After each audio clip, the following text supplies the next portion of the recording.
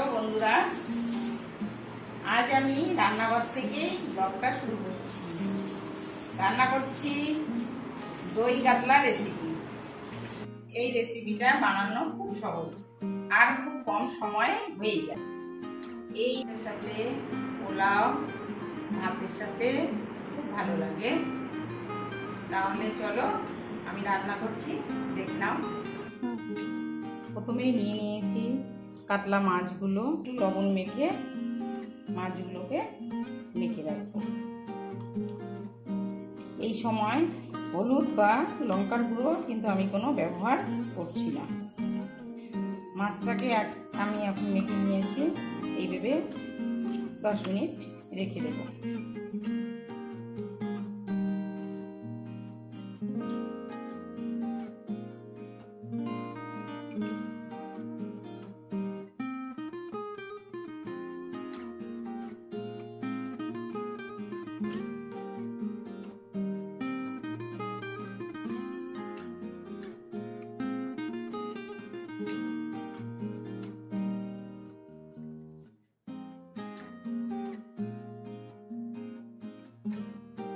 তারপর আমি মিডিয়াম সাইজের দুটো পেঁয়াজ কেটে নিয়েছি। এখন এই পেঁয়াজ দুটোকে আমি বেটে নেব।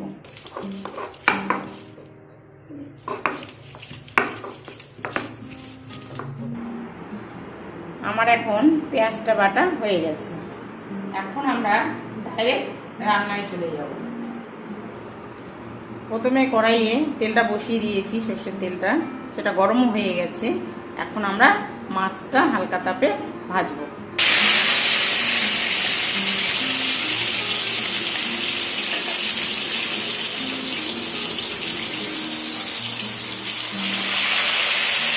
বেশি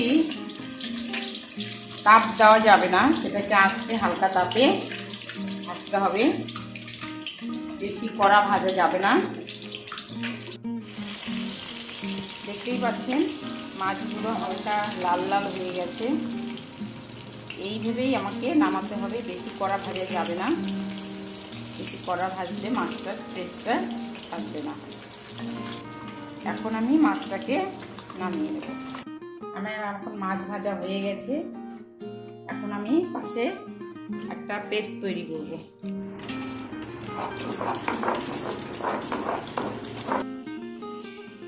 আমার 8-9টা কাজু নিয়েছি, গোটা কাজু, এটা আমার পেস্ট হয়ে গেছে। আমন্ড বাদাম 8-9টা নিয়েছি, এটার পেস্ট হয়ে গেছে। এখন আমি পুরো মাছ ভাজার তেলের মধ্যে দুটো শুকনো লঙ্কা দিয়েছি, গোটা জিরে, তার সাথে নিয়েছি দারচিনি, লবঙ্গ, এলাচ। এগুলোকে ভালো করে নাড়াচাড়া করে নিয়ে নেব। রান্নার স্বাদ অনুযায়ী লবণটা এখনই দিয়ে দেব, তাহলে মশলাটা ছিটবে না। আমি পেঁয়াজ বাটাটা এই তেলে ছাড়ব।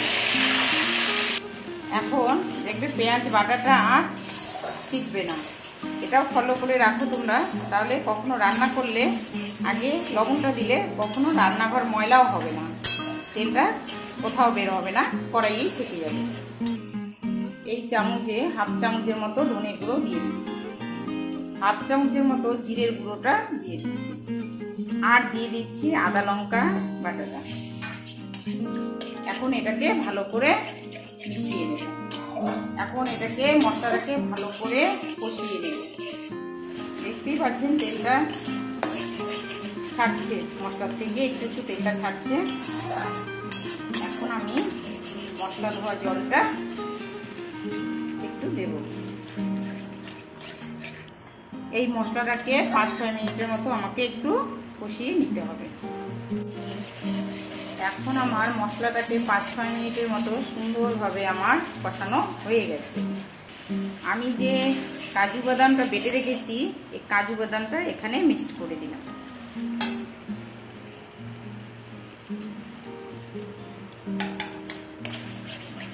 ভালো করে মিক্স করছি, তার সাথে দিচ্ছি আমন্ড বাদাম। এগুলো দেওয়াতে গ্রেভির কালারটা খুব সুন্দর আছে। এই দেখতেই পাচ্ছেন আমার আস্তে আস্তে মশলাটা থেকে তেল বেরোচ্ছে, একটু একটু তেল বেরোচ্ছে।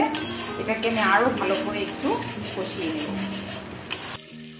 দেখতেই পাচ্ছেন আমার মশলার থেকে তেল ছেড়ে গেছে।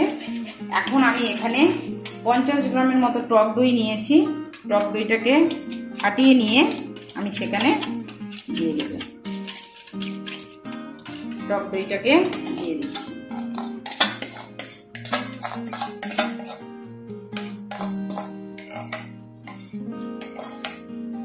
তার সাথে দিচ্ছি 1 চামচ চিনি। চিনি দেওয়াতে রান্নার স্বাদটা আরো দ্বিগুণ হয়ে যায়। এখন আমি ভালো করে নাড়াচাড়া করে রেখে দেব। কখন তেল বের হবে তার অপেক্ষায় থাকছি। আমার মশলা থেকে তেল ছেড়ে গেছে।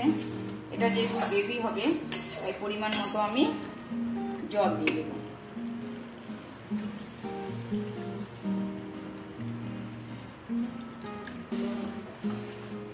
এখন আমি ভেজে রাখা মাছগুলোকে এক একটা করে দিয়ে দিচ্ছি।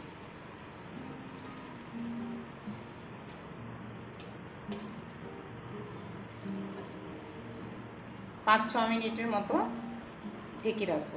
আমি মাছটাকে নামিয়ে নিব। দেখা হচ্ছে খাওয়ার সময়। আমার রান্না শেষ, সাজানো শেষ। কাতল মাছের ডিমের বড়া করেছি, চাল কুমড়ো ভাজা করেছি, খারমান পাতের চাটনি করেছি, সঙ্গে লেবু থাকছে আর থাকছে দই কাতলা। কত সুন্দর খাবার করেছি। এখন শুধু আমি জমিয়ে খাবো, আর অপেক্ষা করা যাচ্ছে না। এখন তো আমাকে খেতে বসতেই হবে। এই রেসিপিটা যদি আপনাদের ভালো লাগে কমেন্ট করবেন, শেয়ার করবেন, বাড়িতে অবশ্যই ট্রাই করবেন, আমাকে অবশ্যই জানাবেন।